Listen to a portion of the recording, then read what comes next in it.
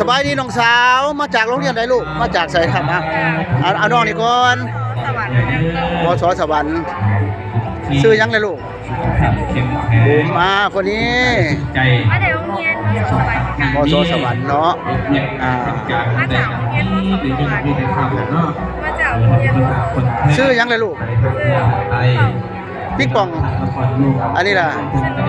ชื่อนุ่ยเนาะโอ้ครับมื้อนี้มายังงานยังลูกงานบุญพระธาตุอีหังเนาะมารับชุดใดลูกฮะมาได้ใส่เนาะ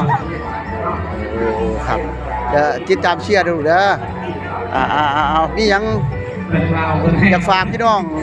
ทางฝั่งไทยบ่ใจ20,000กีบเป็นยังขนาดได้ผู้แข่งนี่ครับจั่วเป็นผู้แข่งบ๊ายบายท่านผู้ชมหน่อยบ๊ายบายค่อยๆอย่างนิดนึงนะเดี๋ยวนะผู้ดีและเห็นจริงเสียงใจเนาะ